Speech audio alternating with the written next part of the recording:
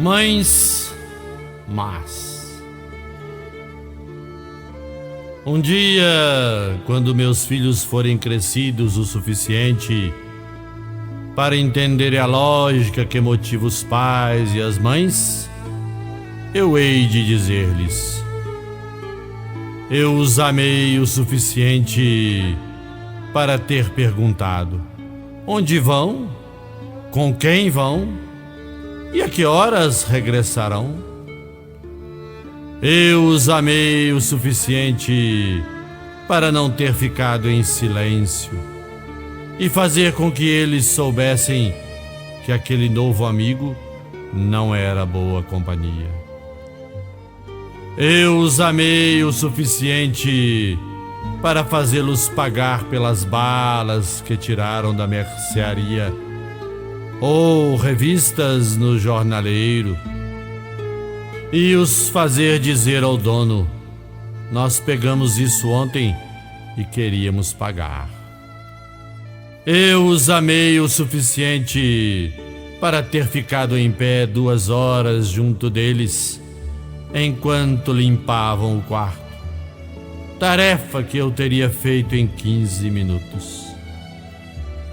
Eu os amei o suficiente para deixá-los ver, além do amor que eu sentia por eles, o desapontamento e também as lágrimas nos meus olhos.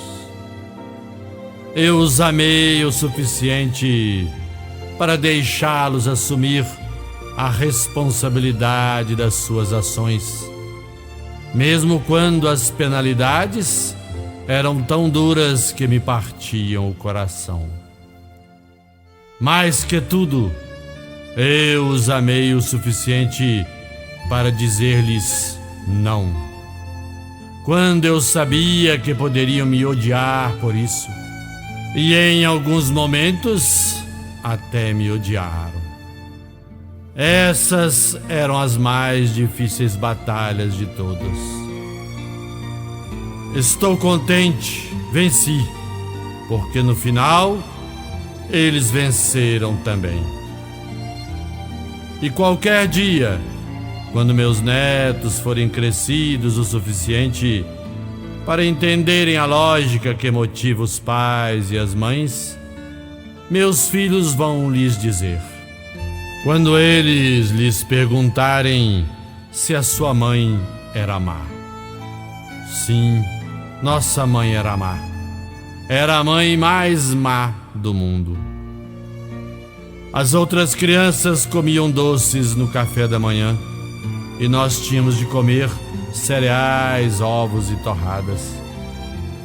As outras crianças bebiam refrigerantes, comiam batatas fritas e sorvete no almoço, e nós tínhamos que comer arroz, feijão, carne, legumes e frutas.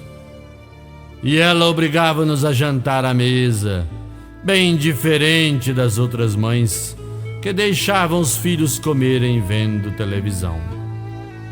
Ela insistia em saber onde nós estávamos a toda hora, tocava nosso celular de madrugada. Era quase uma prisão. Mamãe tinha que saber quem eram os nossos amigos e o que eles faziam. Insistia que lhe disséssemos com quem íamos sair, mesmo que demorasse só 1 hora ou até menos. Nós tínhamos vergonha de admitir, mas ela violou as leis de trabalho infantil. Nós tínhamos que tirar a louça da mesa, arrumar nossas bagunças, esvaziar o lixo e todo tipo de trabalhos que achávamos cruéis. Eu acho que ela dormia à noite pensando em coisas para nos mandar fazer. Ela insistia sempre conosco para lhe dizermos a verdade e apenas a verdade. E quando éramos adolescentes, ela até conseguia ler nossos pensamentos. A nossa vida era mesmo chata. Ela não deixava os nossos amigos tocarem a buzina para que nós saíssemos. Tinham que subir, bater a porta para ela os conhecer. Enquanto todos podiam voltar à noite, com 12 e 13 anos, nós tivemos que esperar pelos 16 para chegar mais tarde. E aquela chata levantava para saber se a festa foi boa, só para ver como estávamos ao voltar. Por causa de mãe, nós perdemos algumas experiências da adolescência. Nenhum de nós esteve envolvido com drogas, em roubos, atos de vandalismo, violação de propriedade, nem fomos presos por nenhum crime. Foi tudo por causa dela.